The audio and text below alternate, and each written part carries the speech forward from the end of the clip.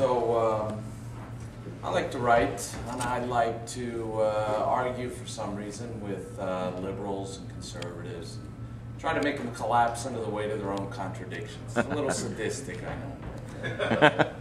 It's got to be done. So you may remember there was kind of a hullabaloo about the new Facebook terms of service a couple weeks ago, and a lot of people were upset about that.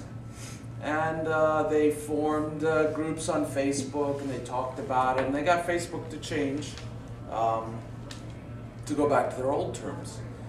And you know, they're mostly kind of young people, I think, who are in it, more kind of mainstream folks, liberals, and you know, people with a kind of a sense of maybe entitlement. Maybe they don't get any entitlements, but they think they deserve things. And I thought, I was thinking about that, and I thought, well, if they're so worried about the Facebook terms of service, what about the government terms of service? What about the implicit government terms of service that nobody thinks about? So I wrote a little parody, kind of a news article, and I actually fooled a few people on the internets. So don't be fooled by it, all right? It's parody, all right? Don't send me angry emails. So here's how it goes. Saying that our ideals give us the strength and moral high ground, the Commander-in-Chief issued a bold decree Friday night revising and simplifying the government's terms of service. This grand step forward is dedicated to the proposition that all men are equal, he said during an open-air speech at Chicago's Soldier Field.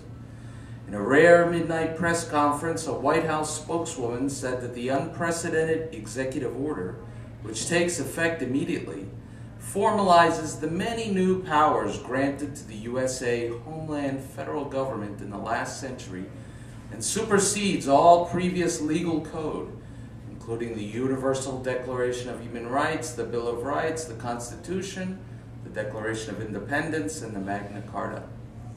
In order to form a more efficient government, reads the edict, you hereby grant the USA homeland federal government an irrevocable, perpetual, exclusive, transferable, fully paid, worldwide license with the right to sublicense to your property, your income, your labor, your offspring, and your body.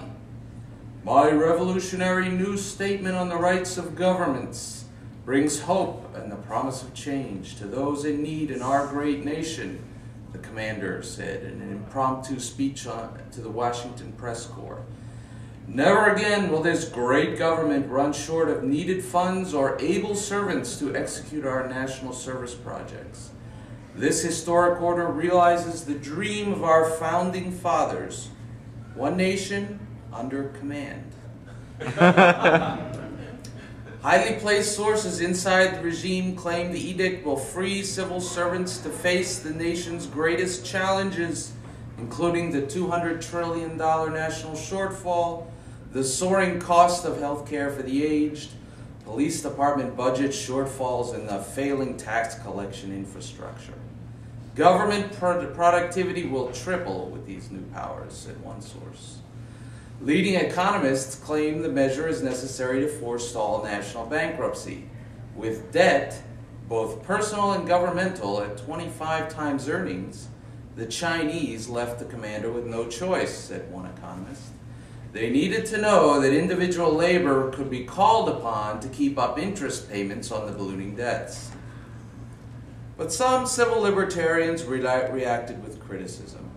You should at least include something about freedom of speech, said an ACLU spokesman who wished to remain anonymous. The right to serve is fundamental, said the chairman of the Libertarian Party, and we applaud the commander for establishing it.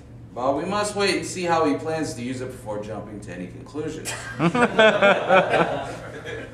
A leading conservative commentator and co-host of the Fox show Obey sought to calm fears about the revolutionary order on Sunday morning, saying, the average citizen has nothing to fear as long as he stays in line and doesn't offend the wrong civil servant, or is it just plain unlucky? Yeah.